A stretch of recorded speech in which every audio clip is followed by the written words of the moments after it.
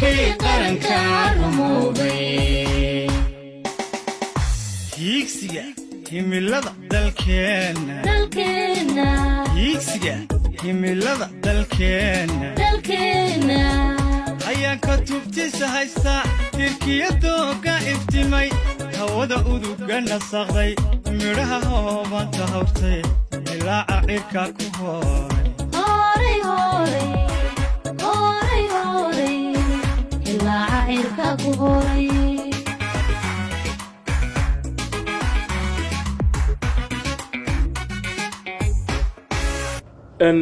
kusoo dhawaada barnaamijkan oo idinka imanaya dekada magaalada Berbera dekada magaalada Berberi waxay ka mid tahay dekadaha ugu waaweyn ee ku yaala gobolkan Afrikada Bari waxa kale oo tartan ay kula jirtaa imika dekadaha kulaalaya badda gacanka cadmeed dekada magaalada Berbera oo hawl xoog liimka ay ka socoto waxay ku taamaysaa in ay la tartanto dekadaha kale ee waaweyn gobolkan ku yaala sida dekada magaalada Mombasa ee wadanka Kenya iyo dekada Djibouti waxaanu imika saaranahay taag lagu soo xidho maraakiibta waa taag cusub oo casri ah oo la sheegay in la keenay sanadkii 2018 taagan waxa wada nin dhalinyaro ah oo kamid ah ragga dhalinyarada ee dhawaan ku soo biiray dekada Berbera waxaanu culunta badaha ka bartay maxadka ku yaala isla magaalada Berbera walaal magaca maxamed ayo maxamed arab maxamed oo imika markaa bahalka wada miya ana wadaha gartay muddo intee lag ku qaadatay inaad baratid waxaan ku jirnay tareen muddo sanad iyo 5 bilood imisa marka baad tusaalahaan soo xidhaa markaa toddobaadkii oo kale kolba waxay ku xidhantahay sidii movement-u yahay laakiin aduu maximum waxaan xidhnaa 4 meelaha ilaa 4 markab toddobaadkii marka maraakiibtu dabcan waa kala weyn yihiin waxa la sheegay imika kii ugu weynaa inuu xalay ku soo xidhay dekada Berbera xalay buu ku soo xidhay inkastoo saaka xidhno xalay tolan kriiska yaalay oo markaa container-kana muuqda weeyaan waxa la sheegay in xalay oo bisha January ay ahayd 9 sanadkan cusub ee 2020ka in dekada Berbera uu ku soo xidhay markabkii ugu weynaa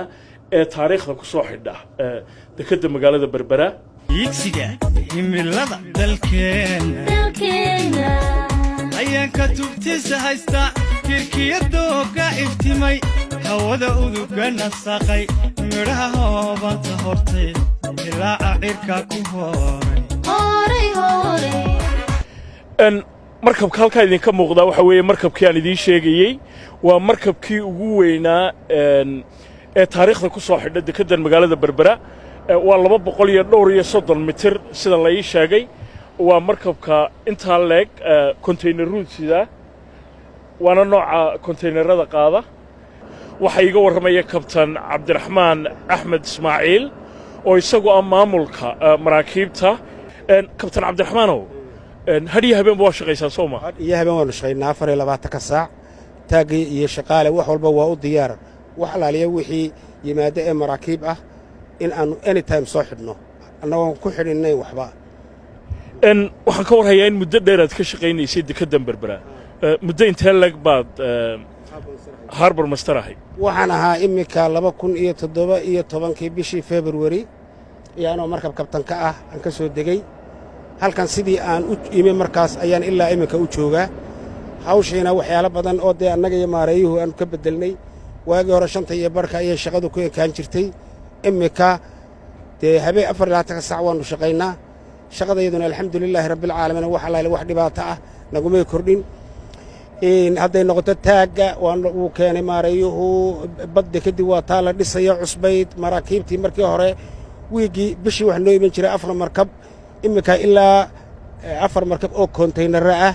imika ilaa 16 ilaa 20 markab ayaa bishii noo yimaada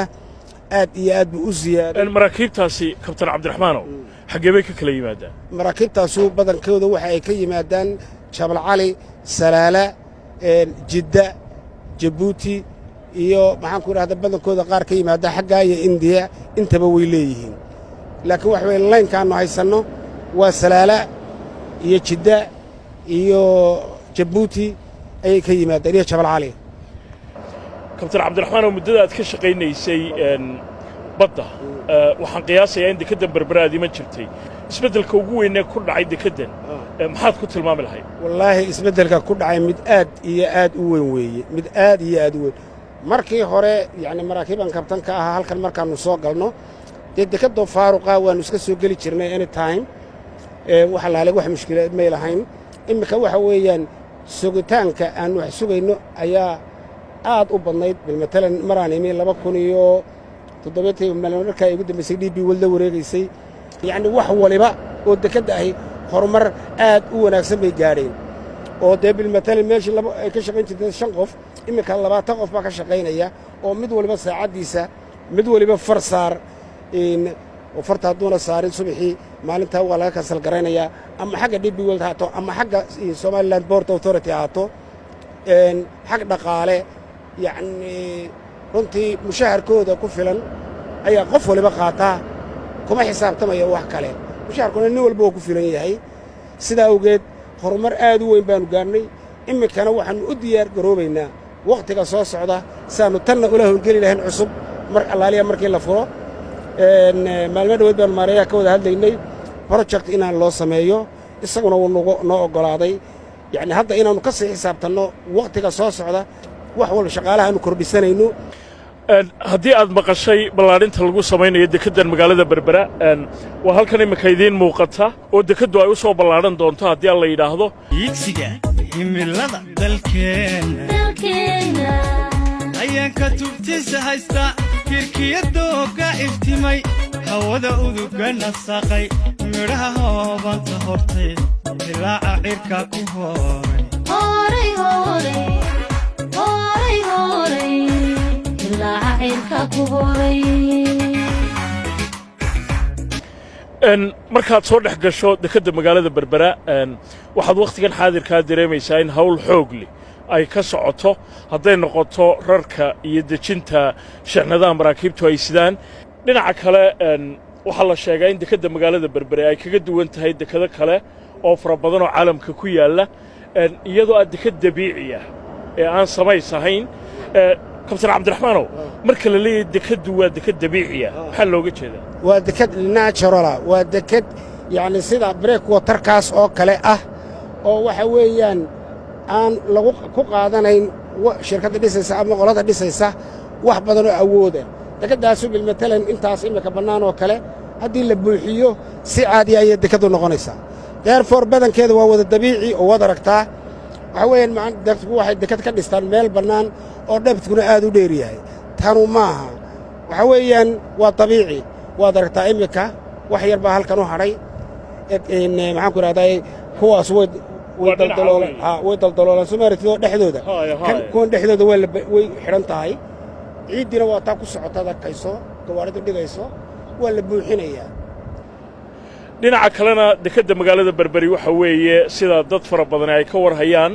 dekedda ugu weyne ay ka dhoofaan xoolaha soomaalidu marka loo dirayo waddammada khaliijka xoolahaasoo ka kala yimaada guud ahaanba gobolkan geeska afrika dekedda magaalada berbera waxaa kaloo ay taariikh aad iyo aad u qoto dheer ku leedahay waxay ahayd meeshii ugu weynayd ee dagaalkii qaboobaa wakhtigiisii loolanku uga dhexeeyey quwadihii waaweynaa ee wakhtiga caalamka ka jiray waa maraykanka iyo dawladdii midowgii soofiyeti oo midiba uu mar ka arriminayey dekeddan berbera waa deked soo taxnayd qarniyo badan oo ilaa griigii ilaa turkigii ilaa ingiriiskii soo taxnayd oo ku taalla meel muhiima oo ilaahay dhigay xag ganacsi iyo xag istiraatiiji ciidaneed iyo milatari ahaan iyo wax kalolba waa meel istiraatiijiga weeye ganacsiga ugu badani caalamka inta ugu badan ka mid ihi wuxuu maraa redsiga iyo galfkaasuu maraa toos ugu aadan berbera oo ganacsiga isaga gudbaya galbeed iyo bari de waa halkay marayaan ilaa suweys kanaalka ay ka gudbayaan xilliyada xiisadaha caalamku taagan yihiin had iyo goor berberi qiimaheedu wuu kacaa sidii berigii ruushka iyo maraykankii ay ugu tartamayeen de marka xiisadii taagan tahayba berberi ahmiyaddeeda ayay leedahay xagga militari ahaan iyo xag istiraatiiji ahaan xag ganacsi ahaanna dee aag ballaaran baa ku beegan oo ilaa etoobiya oo dhan ayaa ku sii baagan aaggeeda xag ganacsi waana deked ganacsigeedu u furan yahay aaggaas oo dhan ilaa iminkana si waanay uga ganacsadaan mar walbana muhiimkeeda ah markaa dekedda berbera waxay tahay waa halbowlaha somalilan weeye halbowlaha somalilan weeye maraakiibta halkaa martaa way uga dhowdahay dekedda berbera meelaha kale o dhan hadday ku leexanayaan ay shidaal ka qaadanayaan ama ay wax noqdaan dekedda berberay ku soo baydhayaan waayo marinkeeda ayaa uga dhow halkay maraakiibtu marto jidka iyo dariiq ay raacaan ayaa uga dhow halkaa baddeedana aad iyo aad bay maraakiibta iyo dadka yimaadaa u arkaa inay tahay ammaan dad ammaanah sidaa awgeed berbera ahamiyad gaara ayay leedahay dadka reer somalilanna ay u leedahay ummadda oo dhan ay u leedahay waxaanu filaynaa inay sii durugto iminka waana la sii dhisayaa mala waa dhismihii saddexaad iminka ee dib loo dhisayey berigii hore ruushkaan bilaabay maraykanka wax ku kordhiya dabeedna iminkana waata DB waa la kordhinaysa kule mar afraadna waa la kordhin doonaa sida hawshooda u sii socoto iyo ahamiyaddeedu si u sii socoto mar afraadna kororsimadeedu waa lagama maarmaan waayo meeshay ku taallo ayaa meel muhiima ah adhiga badana sacuudiga ayaa mawsimka xajka inta ugu badana baxdaa oo mar 2 milyan marba wax mar 3 milyan marba waxbaa ka baxa halkaa mawsimka xajka waa dekedda ugu dhow oo deked kula baratami kartaa halkaa adhiga xoola dhoofkeeda iyada ma jirto way uga dhowdahay berigii hore dee maraakiibtu waaba dhexi jirto muddo qaadan jirtay laakiin imika 24 saacadood ayay ku gaadhaan iyagoo xoolihii sidii ay ku soo fuuleen markabka ah oo aan waxba noqonin oo aan caatoobin oo aan haraadin oo aan daalin ayay ka degaan deked kulama baratami kartaana halkaa ma jirto oo uga dhow dhulka sacuudiga hankii qaranka hankii qaranka hankii qaranka hankii qaranka rumoobay hankii qaranka hankii qaranka hankii qaranka hankii qaranka rumoobay markabkan weynee konteynerada qaada waxaa la ii sheegay in laga leeyahay waddanka Singapore waxaana weeye sharikadda loo yaqaano PIL ee caanka ka adduunyadoo dhan markabkani sidaan horeba u sheegay waa kii ugu weynaa ee weligii ku soo xidha dekeddan magaalada berbera markaa konteyneradii buu rogayaa sida idiin muuqata labadaa wiish ayaa si talantaaliya uu midba dhinac uga rogaya konteynerada markii kastana labadaa wiish waxa u suurto gelaysa inay dhulka soo dhigaan 2 konteyner markaa waa qiyaasi karaysaan waxa weeye 4 konteyner ayaa la dejinayaa markii kasta markaa hawshu saasay u socotaa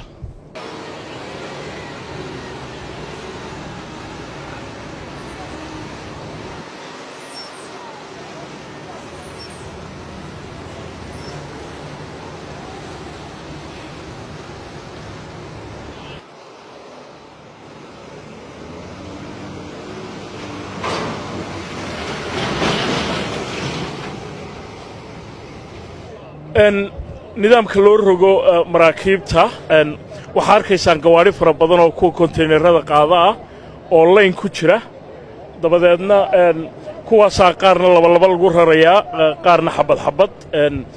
kabtan cabdiraxmaan baa iiga warramay cabdiraxmaanow gawaaridan ma DB World baa wada keentay kulligood DB World baa wada keentay ilaa waa 23 gaari waxa weeyaan konteynerada inta lagu rogo ayay geeyaan xagga wajaalay geeyaan badankeeda wajaale waxa weeye dekedda darayga amiya waa halka konteynerada lagu kaydiyo konteynerada buuxa sida idiin muuqata hawsha ka socota dekedda berberi ma kala lahaa had iyo habeen 24 saacadoodba sidaa arkaysaan baa loo shaqaynayaa oo hawshu ay u socotaa hadday noqoto maraakiib rarka rogaysa iyo haddii ay noqoto kuwa la rarayaba markaa iminka waxaynu soo eegi doonnaa qaybaha kale dekeddu ay ka kooban tahay goor dhowna haddii aan la yidhaahdo isla barnaamijkan waxaannu kula kulmi doonnaa qaar ka mida ragga loo yaqaano geelayaasha oo ah rag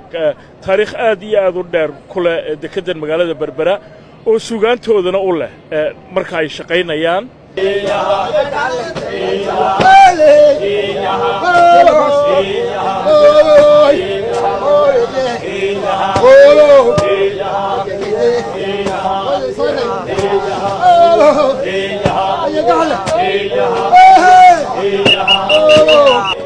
marka alaabada la rarayo sida idiin muuqata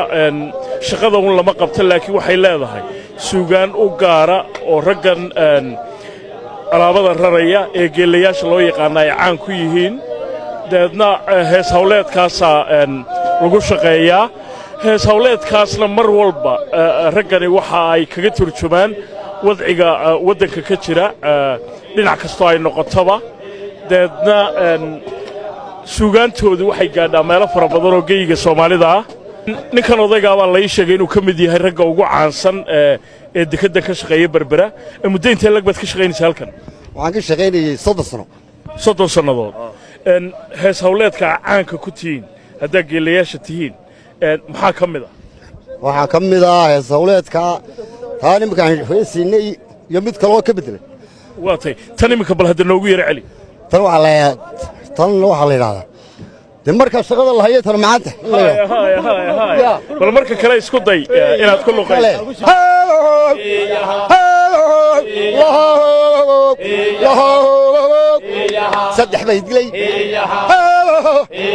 saddex bay dilay yahay boga fayfiyo yahay faraskay dilay yahay carba shilisiyo yahay jobdhekay dilay hooye sagal naagood oo dirseeya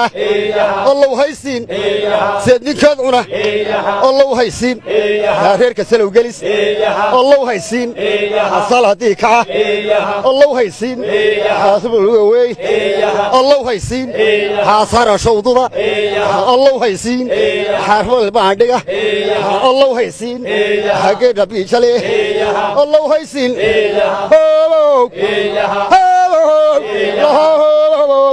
lahaa carba shiliso waxay markaad cabatana waxaa ku cadgoysaa waxaa wacawiya beri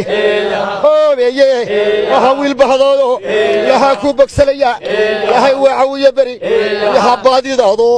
waxaa bil maqnaydo waxay rabbi ku bidhay waxay wacawiya beri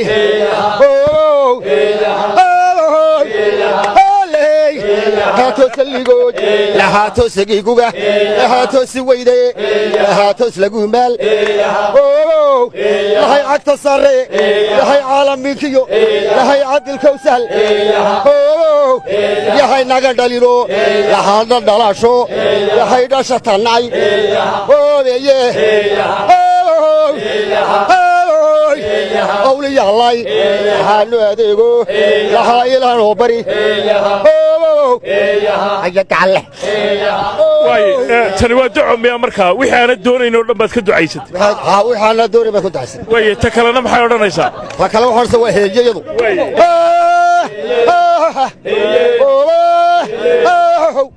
degetiba wey degetiba wey allaahi aygu wadhindho yalo aygu wayrixin allaahi tasaligoy allaahi tasi weyde yalo harigde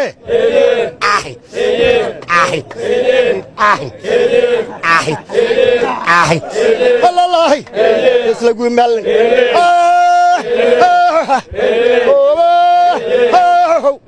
sodonaa jiray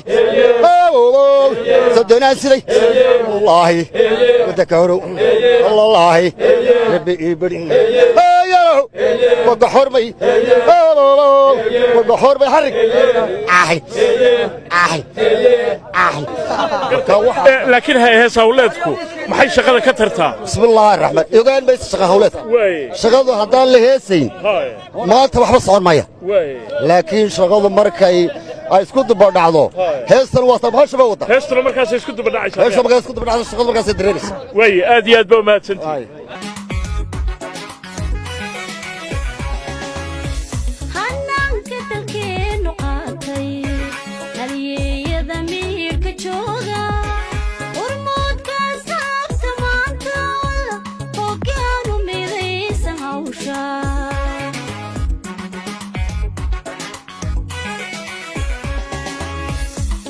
haddaynu helnay muwaadin haddan hanano dhulkeena hantida waynuhu ku duugay haddaynu haraad ku reebno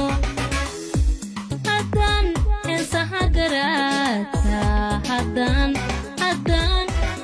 ku hormayno yoolka haddan ku hormayno yoolka iminka waxaan ku suganahay xafiiska maareeyaha dekeda berbera saciid xasan cabdilaahi maareeya aad iyo aad baad umahadsantahin xafiiskaaga aad nagu qaabilsho waxaad xilka la wareegtay bishii sebtembar sanadkii 2017 waxay ahayd waqti yar kadib markii DP World ay iyaguna la wareegeen howlaha dekeda berbera iyo socodsiinteeda halkee wax ka bilowdeen بسم الله الرحمن الرحيم عبد السلام هريري aad baad mahadsantahay booqashada nagu soo booqatay xafiiska oon kaaga mahad celinayaa mar labaad marka koowaad iyo mar labaadba runtii haddii aan dib ugu noqdo xilligii aan xilka la wareegay waxa September 2017 xilligaas oo ay 2016 bishii saddexaadna ay la wareegtay DP World oo runtii caqabado badan ay ka socdeen dekeda taasoo had iyo jeer marka isbedel dhacayo uu leeyahay dhibtiisa maadaama yahay international company oo ah company ajaniba iyo dadkii localka ahaa ee dekeda ka shaqeynayay isfaham waa fara badan ee dhex maray iyo buuq iyo dekedii baa la wareegayaa runtii waqti aad u adag bay ahayd alxamdulilah rabbil caalamiin wada xaajood shaqaalaha dekeda berbera iyo odayaasha gobolka iyo dhammaan laamaha ay ka koobantahay dekedu waxaan isla fahanay inaan DP World la shaqeyno iyada lafteeda DP World oo aan fahansinay culture-ka ka jira Somaliland iyo dekedaba aduu xoogaa ka bacdi markiiba waan isla jaan qaadnay runtii shaqaalaha weynaha dekeda berbera oo ah dad aad u karaamaysan ahna dhuunta kaliya ee Somaliland wax u soo maraan mas'uuliyadda ay hayaanna og qaranka u hayaan waxaanu bilownay isfahan iyo wada shaqeyn maadaama DP World qayb kaliya ka maamusho dekeda oo ah operation markii horena dadka loo sheegay in guud ahaanba la wareegtay dekeda laakiin in yar ay u fahmeen dadku runtii markii dambe waan isla jaan qaadnay alxamdulilah rabbil caalamiin shaqaduna si fiican bay u socotay ilaa hadda maamula markaad leedahay waxay la wareegeen xagga operations ama socodsiinta howlaha maxaad uga jeedaa waxaan uga jeedaa kaliya waxay DP World maamushaa rogista iyo dejinta intaasoo la isku yiraahdo operationka ay runtii maamulaan dekeda waxay ka kooban tahay qaybo badan oo kale marka qaybta dejinta iyo rogista oo loo yaqaan handling ayay iyagu mas'uul ka yihiin inta kale waxa mas'uulka Somaliland Port Authority oo dekeda hoos imanayso Port Authority markaan ku leeyahay أنا waxaan mas'uul ka ahay maareeyaha hay'adaha dekedaha Jamhuuriyadda Somaliland Saylac Mayd dekedii ay yeelato qarankuba Somaliland Port Authority ayagu mas'uul ah haddii aad u macnayso dadkaan garanaynin qaybaha kale marka dekedu ay ka kooban tahay idinkayda hoos yimaada waxa kamid ah runtii waxa kamid ah qaybta mariniska oo ah inay badda mas'uul ka tahay Somaliland soo xiritaanka maraakiibta iyo furitaanka shuruucda badda mas'uuliyadda badeed ee dhammaan qarankan leeyahay waxa kale oo ka mas'uulahay geelaha oo ah qaybta ugu muhiimsan ee iyaguna ka shaqeeya waa shaqaalaha iyaga laftooda waxa kale oo ka mas'uulnahay guud ahaan amniga iyo security-ga dekeda waxa kale oo ka mas'uulnahay qaybaha kale la shaqeeya sida ay jannada iyo cid kasto adeeg aan ugu qabana halkan ayaa mas'uuliyadda ay leedahay Somaliland Port Authority shirkadda DP World waa shirkad caalami ah dekeda aad u fara badan oo caalamka ayay maamulaan maxaa ugu weyn ay soo kordhiyeen baad oran lahayd intii dekeda berbera ay yimaadeen wallahi runtii cabdisalaam waa su'aal wanaagsan labadaba way soo kordhiyeen mid waxa weeye procedure-ka iyo nidaamka loo shaqeeyo ka baranay sidii heer caalami oo ay ugu horeyso number 1 safety-ga oo runtii aada iyo aada u hooseeyey ama haddaan ku idhaahdo dekedeenu waxa ahayd traditional port laakiin maanta waxay intii DPO nala shaqeynaysa waxa gaadhay international port oo aan ka guurnay nidaamkii hore ee shaqo ee dhibta badnaa ee dhaawaca badnaa imika dhaawaca dekeda ka dhacaa aada iyo aada ayuu yaryahay muddada imika aan joogay malaa dhaawacyada dhacay aada buu yaryihiin waa number waa la tirin karaa 3 2 4 5 berigii horena aada bay u badnaan jireen waxaa dhici jirtay shaqada dekeda ka socota waa shaqo aada u adag waad kusoo aragtay indhahaaga dadku waxay u baahan yihiin in safety-ga la ilaaliyo taasoo anaga priority noo ah waayo nafta bini aadanku waa qaali agabka kale waxa kale waa la helaa mas-uuliyadda u weyn ee aanu had iyo jeer saarna waxa weeye inaanu safety-ga ilaalino dadka ka shaqeynaya dekeda berbera hadday noqoto kabaha hadday noqoto halmadka hadday noqoto uniformka intaba iyo hadday noqoto tababarada joogtada ah ee muhiimka ah oo mar walba seminar loo qabto qaarna aanu dibadahaba u dirno marka runtii isbedel weyn ayay soo taasi qodobkaas waa qodobka labaadna waxa weeye waa qodobka keenay soo jiidashada faraha badan oo ah image-ka ay u soo kordhisay qaranka jamhuuriyadda Somaliland oo muddo dheer ku taameeya ikraaf iyo inuu la macaamilo bulshada kale caalamka runtii waxay kow ka tahay la macaamilka bulshada kale caalamka oo runtii muddo dheer aynu raadinaynay waxa la yiri Soomaalidu waxay ku mahmahdaa qofka 12 faa'iido ku qabta aduu hal faa'iido waxa la eega faa'iidada ha eegin qof kale wuxuu kugu qabo runtii waxaan anu u arkaa image aada u qurux badan oo ay ku soo daydaan investorska kalena ayay ku soo kordhisay Somaliland dhinacii maamulka waad sheegtay iyo tababarada dhinaca qalabka markay timaado dekeda runtii aada bay uga muuqdaan markaad dhex marto qalab fara badan oo cusub bay kusoo kordhiyeen muxuu kaga duwayay qalabkaasi qalabkii hore dekeda ku shaqeyn jirtay sidaan horeba kugu sheegay Cabdisalaan waxa weeye qalabkan wuxuu kaga duwan yahay uu la jaan qaadayaa aqoonta shaqaalaha la kobciyo iyo agabka lagu shaqeynayo waxa weeye for example berigii hore aan DPO la wareegin 5,000 oo container ayaa bishii la rogi jiray maximum inta u badan intii ay timi muddadii ay joogteen waxay gaadheen 17,000 oo container bishii taasoo ah the highest record-kii ugu weynaa ta kale waxaa noo yimaaday imika maraakiibtii waaweyneyd oo ka waaweyn kuwii hore iman jiray imika kii u dambeeyey soo xidha sidaad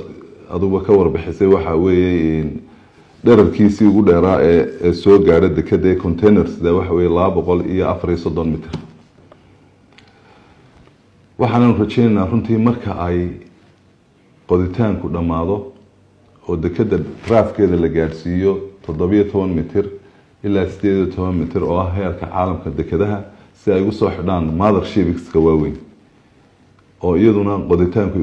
uu bilaami doono 22 bishan aynu joogno imika oo darajarkii ay soo gaadhiso 19 bisha diyaar garowgeediina lagu jiro dekeda magaalada berberi muddo aada u dheer waxay ahayd deked ay ka dhoofaan gebi ahaanba xoolaha Soomaalida ama 90% meel kastoo ay ka yimaadaan gobolkan geeska Afrika laakiin dekedu imika tartan waxay kula jirtaa dekeda kale oo gobolkan ku yaala Djibouti ay ka mid tahay oo Mombasa ay ka mid tahay oo Boosaaso ay ka mid tahay maxaa lagu dooranayaa bay kula tahay adiga aragtida dekeda berbera ee ay kaga duwan tahay dekedaha laba qodob labadaba Cabdisalaan waxay kaga duwan tahay goobta ay ku taalo dekeda berberi oo ah goob istiraatiiji kana wanaagsan dekedaha kale sida mandaqada oo kale maadaama ay ku taalo Gulf of Aden halkaas oo ay maraan albaabka hore ee dekeda berbera waxa mara 35,000 oo markab sanadkii si aan u soo jiidano 35 oo aan macaamiil ula noqono waa inaanu diyaarnaa maankaanidihii ay u baahnaayeen loo qaban lahaa wax alaalo wixii dekedi qaban lahayd service hadday noqoto dry dock hadday noqoto transshipment oo aan ku tala jirno in sanadka dambe insha Allah 2021 aan diyaar gareyn doono waxaas oo dhan haddii ay noqoto oil bunkering si ay shidaalka uga qaataan, hadday noqoto crew changing, waxaasoo dhammi wuxuu soo hoynaya dakhli aada u fara badan. 2021 higsigiga ayay ka mid tahay inaanu servisyada faraha badan leh aanu soo kordhino si aanu tartankii aanu gula jirnay mandaqada aanu insha allahu u dhammaystirno iyo higsigii uu nagu hogaaminayay madaxweynaha jamhuuriyadda somaliland Muuse Biixi Cabdi. laakiin adeegyada dekadu ay maanta bixiso markaad barbar dhigto tusaale ahaan Djibouti oo kale ama Boosaaso ama Mombasa heerkeeda joogtaan baad oran lahayd? runtii waxaan joognaa heer ku dhow iyaga laftooda. dekadu haddaanay helin mankaaniyaad fara badan oo ay ka mid yihiin dekad waa inay heshaa waddo oo ay corridor-ka heshaa. runtii suuqa weyn ee lagu tartamaya had iyo jeer waxa weeye suuqa ugu dadka badan ee Ethiopia. sidaad ka warqabta waad soo martay waddadii Berbera corridor oo iyaduna la jaan qaadaysa expansionka dekada Berbera, dhismaha weyn ee ka socda dekada Berbera. intaas markay isku hagaagaan at the same time waxaa kaloo isaguna bilaabmaya imika free zonekii. saddexdaasi markay isla jaan qaadaan waxaan u malaynayaa in dekada Berberi ay number 1 gelin doonto insha Allah xagga serviceka insha Allah. arrinta Ethiopia waa arrinta doonaya inaan ku weydiiyo muddo dheer dekada Berbera waxay isku dayeysay sidii loo gaari lahaa suuqa Ethiopia oo alaabadooda ama ay halkan u soo marsan lahaayeen ama ay uga raran lahaayeen. intee lag baa ilaa imika taa ku guuleysateen? Cabdisalaam sidaad ogtayba heshiis triangle ayaa la saxeexay oo ay dowladda Somaliland la gashay DP World iyo Ethiopia in 30% agabka Ethiopia uu maro Berbera corridor. runtii waxaasoo dhami waxay ku xidhan yihiin dhammaystirka dhismaha waddada iyo dekada insha allahu. waxaa kaloo jira iyaduna barbar socda sidii loo dhammaystiri lahaa trade and transit agreement oo iyaduna ay mas-uul hormood ka tahay wasaaradda maaliyadda. markaa run ahaantii intaasoo dhammaystiran marka lahaba maadaama heshiiska already la saxeexay baahidii way jirtaa. waanu rajaynaynaa in marka ay degdeg u dhammaato saddexdaa la isla jaan qaado ay insha allahu hawshaas bilaami doonto. xagga khidmadda ka qaadaan dadka alaabta kala soo degaya ama ka raranaya dekada Berbera markaad dekadaha kale gobolkan barbar dhigto maxaa kaga duwantihiin baad oranay? waxaanu kaga duwannahay runtii waanu ka jabanahay. heshiiska DP World iyo Somaliland Port Authority galeena mar walbana waxa weeye mandaqada dekadaha ku yaala inaynu la tartano oo aanu chance-ino customerska kala doorasho ay kala doortaan. higsiga iyo himilada ay leedahay Somaliland Port Authority waxa weeye mar walba in terms of price ka waynaan ka hooseynaa oo had iyo jeer maadaama anagu aan challenge wadno waa inaan compete gareynaa qiimo ahaan. for example berigii hore waxaa dhib ku ahaan jiray dekada Berbera insurance-ka containerka ama nooliga marka la isu wada geeyo freight. imika nooliga marka Djibouti loo socday marka Berbera loo socdo waxaa laga yaabaa in ama ay isku mid noqdaan ama ay Djibouti Berbera jabnaataba sababtoo ah trustka aaminaadda iyo wada shaqaynta shirkadda caalamiga DP World waxa ay jabisay servicekii laga baqi jiray awla magaca guud ahaan Soomaaliya la isku qaadi jiray tiiba isbedeshay oo waxa la ogaaday Somaliland inay tahay dal si nabad ah agabkaaga iyo ganacsatada iyo cid kastoo maal gashaana ay ku badbaadayso. imika waxaynu ku jiraa bilowgii sanadka cusub 2020ka rajadaadu maxay tahay sanadka dambe haddii aan la yidhaahdo waqtigan oo kale inaad gaari doontaan? sanadkan soo socda targetkayga waxa weeye inaan koobcino trainno badan oo sameyno shaqaalaha scholarshipna u dirno. hadda waxaan wada saxnay heshiis laba geesooda dekada weyn ee Rotterdam Holland. heshiiskii bishii horaan wada saxnay waxaan jecel lahay inaan shaqaalahayaga hadday bayloodada noqoto iyo hadday taagmastarada noqoto iyo hadday board controlka noqotoba inaan tababar.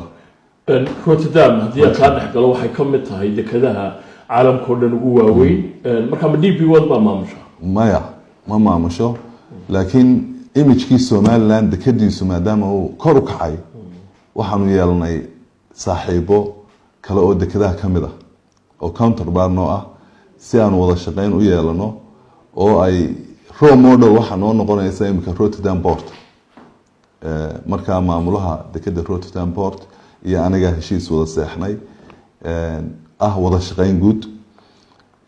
inaan wax ka barano inay scholarshipyada waxa kale iyadana aan wada shaqayn leenahay dekada weyn ee Tanzania oo iyada lafteeda aan dhawaan jecelnahay inaan ugu dirno scholarship bayloodada qaar ka mid ah hadii alla yidhaa guud ahaan sanadka 2020ga waxa cusub ee nagu soo kordhaya waxa weeye taag cusub oo kale oo aan aad uga mahad celinay madaxweynaha Jamhuuriyadda Soomaaliland oo wixii aan dalbanaba nagu garab taagan horumara aad baan ugu mahad celinay mar labaad iyo mar saddexaad ba taagaas isaguna noo iman doona bisha afraad 2020ka hore saan u sheegay waxa iyaduna noo imanaysa pilot boat cusub maadaama piloodadu ay ka mid yihiin ambassadorada Somaliland ee qaabilaya maraakiibta markay badda soo istaagaan waa inay helaan weel cusub oo ay image cusub ay kaga hortagi karaan hadda waxay raacaan lash laakiin waxa dalka Ireland lagu dhisayaa pilot boat cusub oo lacagteedii bixinay oo imanaysa 28 bisha oo 15 qof qaadaysa oo isgaarsiinteedii oo dhan wadata alxamdulillah rabbil caalamiin waxaan rajaynaynaa dhamaadka dhismaha 2020 saddexda bilood oo dambeeyana October 2020 bay dekada dhismeedu dhamaanayaan waxa ku xiga October markay dhamaadaan saddex bilood oo lagu rakabayo wiishashkii casriga ahaa ee waaweynaa oo iyaduna shirkad kale oo Ingiriisi ay qaadatay waxaanu rajaynaynaa oon ka dhowr sugaynaa in iyaduna dhamaato wadada weyn ee Berbera Corridor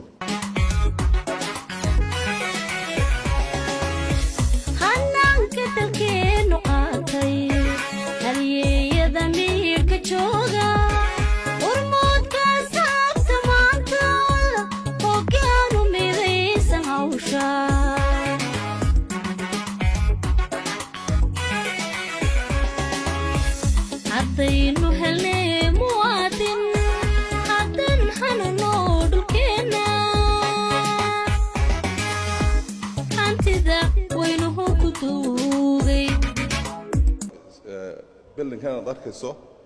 أنتي أن شوقي أيام دسناي الحمد لله رب العالمين إلهي نجسوا قوله وحلا يريد قالوا واحد ترى first impression is the last impression أركتي ظهره حفيز كاجو كتر شمية شغلات قوانين النوع عيتين إن شاء الله ودسمك كوبان أفريلات حفيز وشغالها أردن one stop shop بانو كديناي قيبت مارين سكوردمي إني هالحفيز يلاته هذا بلودات هاي هذا بورد كليرنس كتاعي دمان هذا قيبته ميكانيك كتاعي هذا انجينيرس كتاعي سفي عن بي الحمد لله وماشني ونوعوي runtii inta one stop shop waxaad uga jeedaa soo mahayn adeegyadii loo baahnaayo dhan adeegyadii loo baahnaayo midba meel loo tagi lahaa qaybta marineska oo dhan halkan aan ku soo koobnay insha Allah dhismaha cusub dekadana one stop shop kale ayaa laga sameeyaa customka turbatariyada DB wall halkaan isku keeno dadka macaamiishi aanay meelo badan u luglugeen hal meel lagu dhameeyo insha Allah arintaas ay dad fara badan ka dhawaajinayaan in baahi weyn loo qabo maadaama iminka ay kala firiirsan yihiin meelihii adeegyada loo tagay marka taasi goorma hirgelaysa hadii alla yiraahdo hirgelaysa 2021 hadii alla yiraahdo waan ognahay baahida loo qabo ee kala fogaanshaha in kastoon sameeynay basas ka shaqeeya oo u kala qaada customerka qaybaha kala duwan ee dekadu ka kooban tahay laakiin waxaan ballan qaadayaa sanadka dambe 2021 hadii alla yiraahdo in hal meel hal xafiis iyo hal building la isku iman karo oo qofku hal ka boss position oo kaliya lagu dhameyn karo muraadka uu leeyahay insha Allah bismillaah kariim hananka dalkeenu qaatay halyeeyada miirka jooga maray dekada Berberi taariikhaad u dheer bay ku leedahay xagga dhoofka xoolaha xoolo intee lag ba sanadkii ma ka baxa ka xilliga xajka runtii xoolo badan baa ka baxa sidaad ogtahay xooluhu waxa weey laf dhabarta dhaqaale ee dalkan leeyahay waxaanu siinaa priority-ga koowaad xooluhu markay jiraan xilliga xajka habeenkii laga bilaabo 4 galabnimo ilaa 7 subaxnimo shaqo kale ma qabano waxaan xoolo ahayn sanadkii hore kala dhan waxaan dhoofinay milyan iyo 600 oo kun oo neef marka runtii waxaan rajaynaynaa in insha Allah suuqyo kalena ay noo furmi doonaan iminka Cumaan iyo Yaman ayaa si caadi ah isaga socda laakiin xilliga xajka runtii xoolo badan baa dhoofa marka xoolahaasi sida la qiyaasi karo ari bay u badan yihiin Soomaa waxay u badan yihiin runtii Cabdisalaanow ari waana xilliga xajka ay u badan yihiin way ka badnaan jireen berigii hore aan la joojin xoolaha 3 milyan dheeraad bay gaari jireen laakiin intii la hakiyay xoolaha waxa dhoofa milyan iyo 600 milyan iyo 500 markay u yaraayeen waxa dhoofay milyan iyo 100 way dekadaynu imika gudaha u galaynaa bal qaybihi aan sheegnay si aynu soo eegno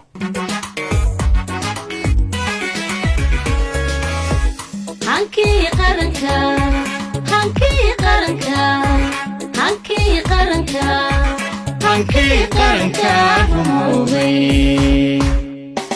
imika waxaanu ku sugannahay goobta konteynerada la soo dhigo ee wajaale loo yaqaano maareye halkan maxaa wajaale loogu bixiyey halkan wajaale waxa lagu bixiyay waa suuqa weyn ee wajaale ay agabku inta badan tagaan dadna saasa loogu magac daray marka goobtan waxa weeye goobta konteynerada la keeno markay dadku booking gareystaan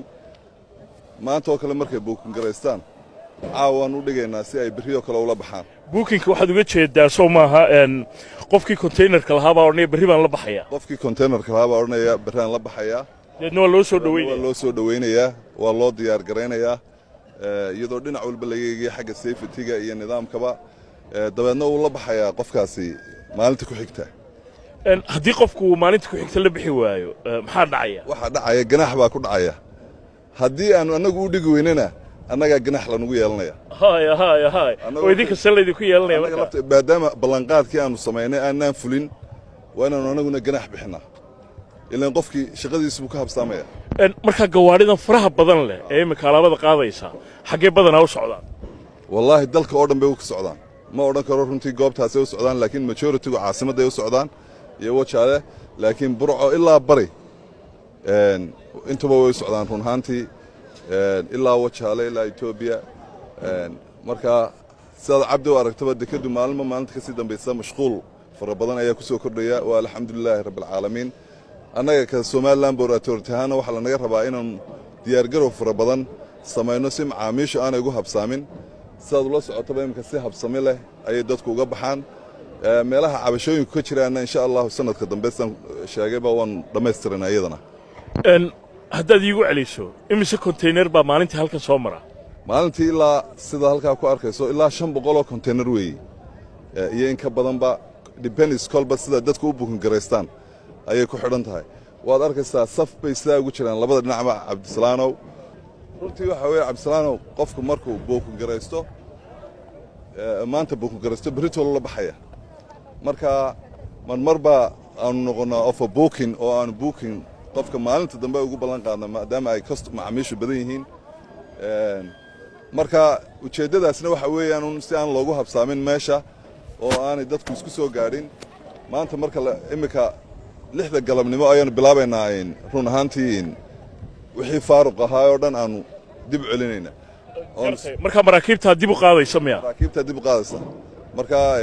faaruq halkan waa laga qaadaa laakiin caaw kuwii buuxana waa la soo dhigay kuwii faaruq ahaana waa la qaadaya run ahaantii imika waxaanu soo eegi doonaa qaybtan waa aragtaan oo hawl xoog leh ka socota waxaanu soo eegi doonaa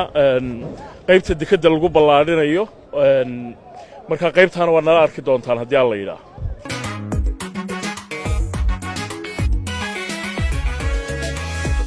hankii qaranka hankii qaranka hankii qaranka hankii qaranka rumoobay hiigsiga himilada dalkeenna hiigsiga himilada dalkeenna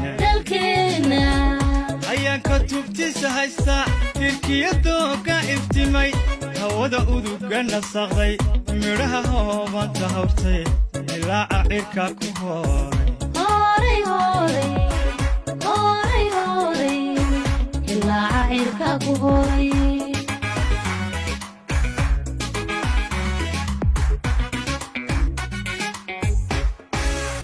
haddii in badan aad maqashay ballaadhinta dekedda berbera hawsheedu si baaxad leh imika u socotaa qaybta dhinacan iga xigtaa waa qaybtii hore dekeddee lagu shaqayn jiray qaybta cusubina halkan ay noqonaysaa maareeye qaybtan cusub intee bay lekaanaysaa haddii aan la yidhaah cabdisalaanow qaybtan waxa weeye waa qaybta cusub waa 400 oo mitir oo loo dhisaan garanayo container terminal si ay maraakiibta waaweyn ee mothershipki ay u yimaadaan sidaad ogtahay maraakiibta waxaa u badan 400 iyo dheeraad mitir tanna waa 400 marka total la isu geeyo dekedeennii hore iyo tan waxay noqonaysaa 1,050 mitir 1 kilomitir iyo 50 marka insha Allah waxaan rajaynaynaa maraakiibta waaweyn ee mothershipka si ay u yimaadaan halkana transshipment ugu sameeyaan mothershipka waxaad uga jeedaa kuwa waaweyn ee containerada qaada si markaa dekedda loogu kala wareejiyo wixii meelo kale u socda wixii mandaqada u socda iyo meelo kale sidii halkan looga wareejiyo waa service aan jecelnahay inaan soo kordhino insha Allah sida maraakiibta waaweyn ee China Mareykan Singapore ka timaada ay toos ugu soo xidhatay halka awal inooga iman jireen ay ku soo kala bedeli jireen Salaala Dubai ayaan jecelnahay in halkan berbera transshipmentka lagu sameeyo lagu kala maaraya markaa markabkan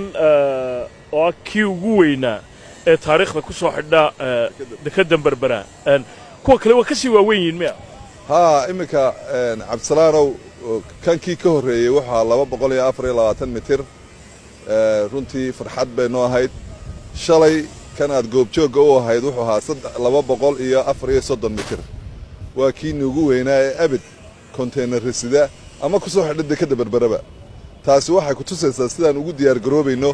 aanu diyaarka u nahay habeen iyo maalinba sidii maraakiibta ugu waaweynay insha Allah marka tan la dhameeyo ay ugu soo xidhaan qaar 450 mitir jeef waxa uu madax ka yahay sharikadda dhisaysa qaybtan cusub ee lagu soo kordhinayo dekedda magaalada berbera jeff when will this project be completed we are going to, this project will be completed by end of September this year wuxuu ii sheegay in bisha September ee sanadkan imika bilaabmay ee 2020ka in hawlgal ay noqon doonto qaybtani oo shaqadeedu ay dhammaan doonto by the way where are you from yes Korea South Korea yes South Korea so what is the company called the company that's building the new expansion of the port there are the Sharp another contracting company yes Sharp another yeah so that's based in the Emirates yes exactly yeah Dubai but you have extensive experience how many countries have you worked in the past more than 10 countries work in the like Saudi Arabia, Kuwait, and the Malaysia and Hong Kong, some other countries. Yes. And wuxuu ii sheegay in sharikadda dhisaysaa xarinteedu ay tahay waddanka Istaga Imaaraadka Carabta isaguna shakhsiyan uu ka soo shaqeeyay ilaa 10 waddan oo Saudi Arabia ay ka mid tahay oo ay ka mid tahay Croatia oo ay ka mid yihiin waddamo kale Kuwait ay ka mid tahay so how's the project going now Yeah, it's going well and smoothly. We are the key area. We have completed the while driving more than 62%. We can finish as per our planned schedule. Yes. And wuxuu sheegay in shaqadu ay si wanaagsan ugu socoto oo uu rajaynayana in waqtiga ay qabsadeen ay shaqada ku dhamayn doonaan. So how many people work here in this project? Around more than 200% in local. Yeah. And wuxuu sheegay in ilaa 600 oo qof imika mashruucan ballaarinta dekedda berbera ay ka shaqeeyaan kuwaasoo badankoodu ay yihiin dad Somalilanders inta kalena ay yihiin shaqaale ajnabiya are they also from South Korea mainly no mainly from the Dubai and India yes some other countries no wuxuu sheegay shaqaale ajnabiga inay Imaaraadka iyo ka yimaadeen iyo wadamo kale haddaan ku noqdo maarey ma ku qanacsantiin idinku sida shaqadu ay u socoto عبد السلام sidaad aduguba indhahaada ku aragto shaqadani si xawliya ay u socotaa waan ku qanacsanahay waxa kale oo jira oo halkan noo jooga shirkad consultana oo Ingiriisa oo iyaduna Somaliland iyo shirkadda DB Well ka socota una eegta tayada dhismaha ee ku socda halkan si aanu helno lacagtii la bixiyey dhismo u dhigma oo aan marnaba lanoo maadaama aanan khibradda gaadhsiisnayn waxaan soo karaysanay shirkad Ingiriisa oo fadhigeedu halkan yahay shaqaale doorina ka joogaan oo Ingiriisi oo tallaabo kastoo la qaadayo ilaa ay proof gareeyaan aan la dhigin marka alxamdulillah shaqadu si fiican bay u socotaa schedule-kii loogu talagalay oo ah September 2020-gana inay dhammaanaysan filayna insha Allah iminkana waxaanu soo eegi doonaa sharikadda caanka ee DP World oo iyadu hawl maalmeedka dekedda Berbera rarista iyo dejintaba gacanta ku haysa oo iyaguna aanu ka waraysan doonno bal hadda sida u shaqeeyaan iyo dekedaha kale faraha badan leh caalamka ee ay shaqooyinka ka hayaan hanaanka dalkeenu qaatay halyeeyada miyirka jooga hormoodka saabta maanta hoggaanu midaysan hawsha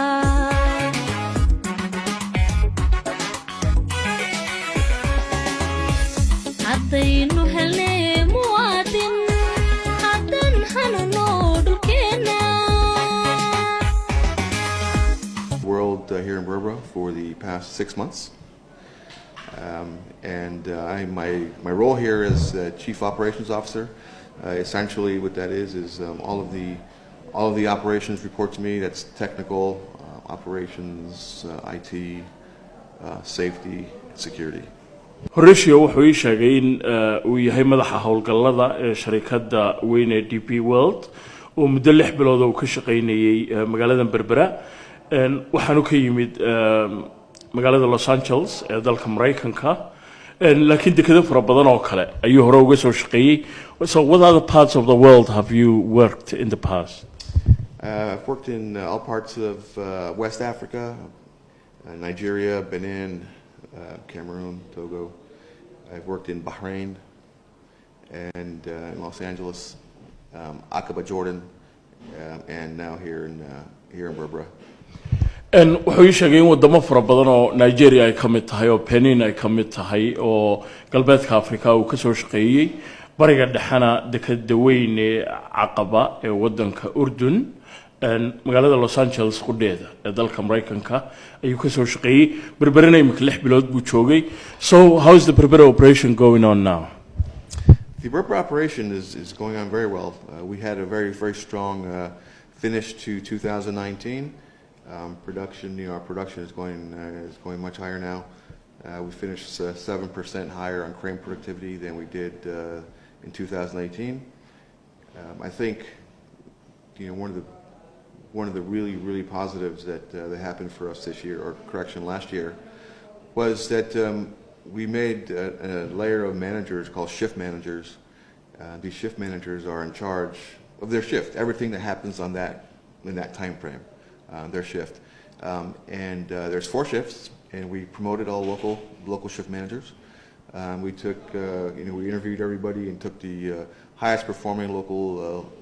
at that point they're supervisors, and we promoted them to managers. And so for the past 6 months, we've really been developing them on operational theories and leadership,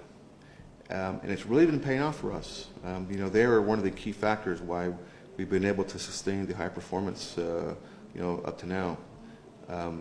So we're really focusing on developing the shift managers, and they were key to helping us develop the next level, which is a supervisory level.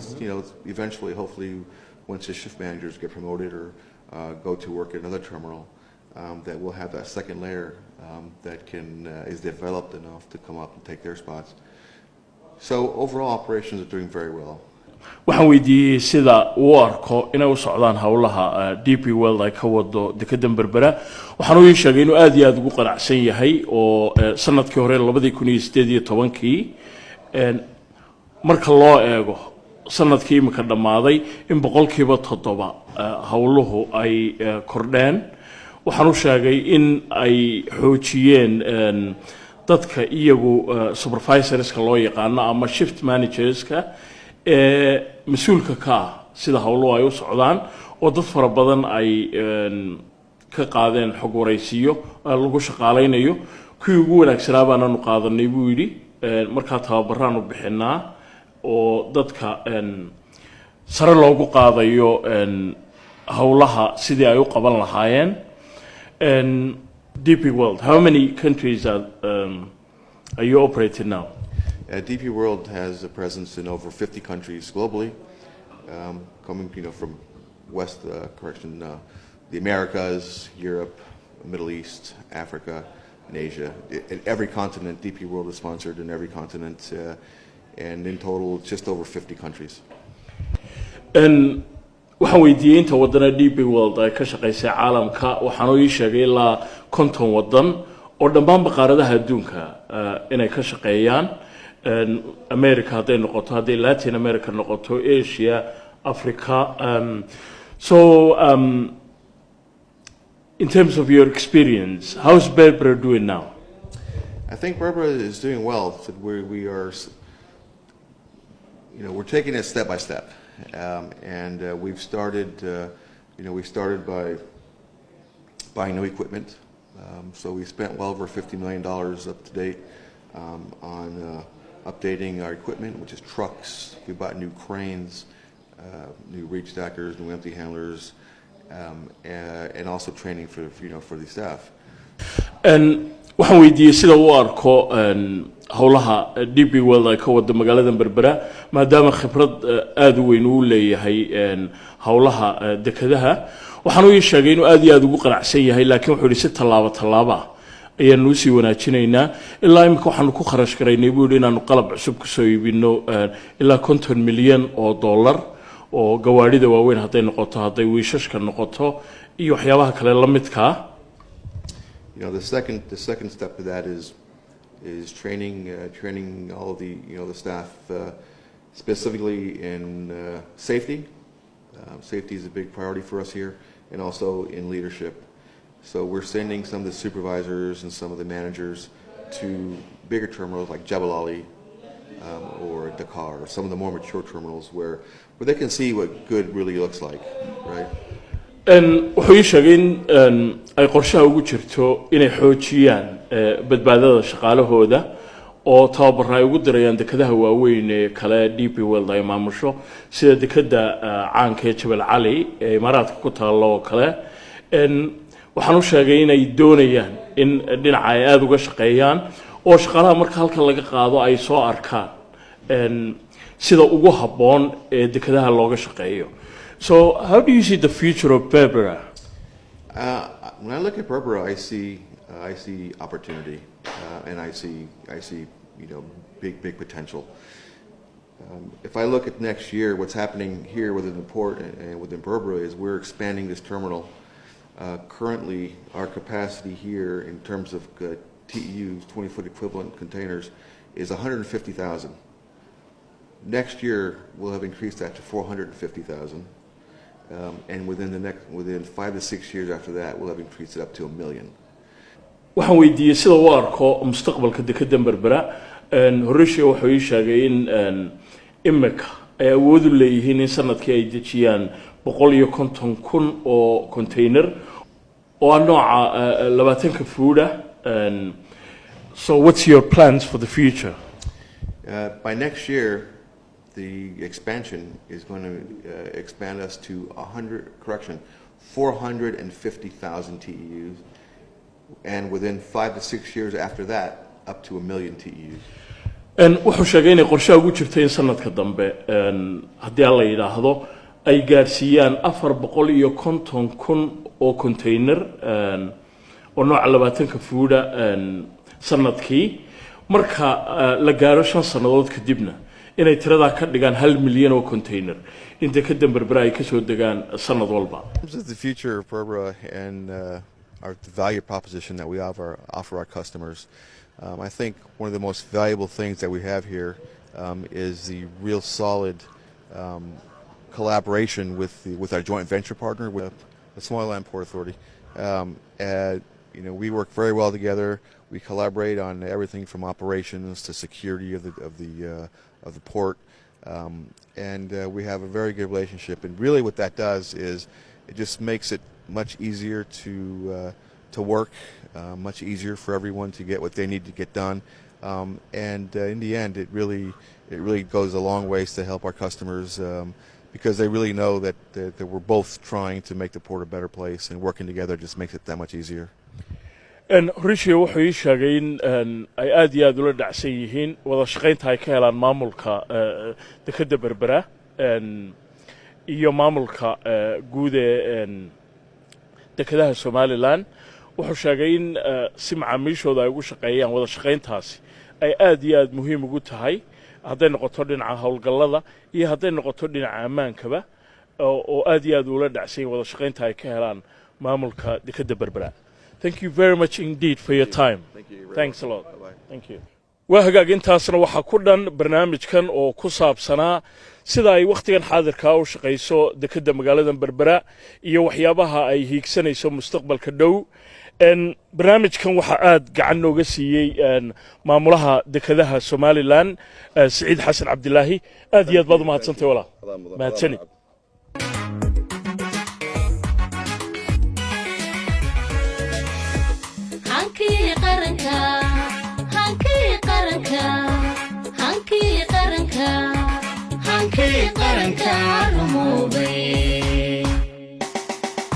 hiigsiga himilada dalkeena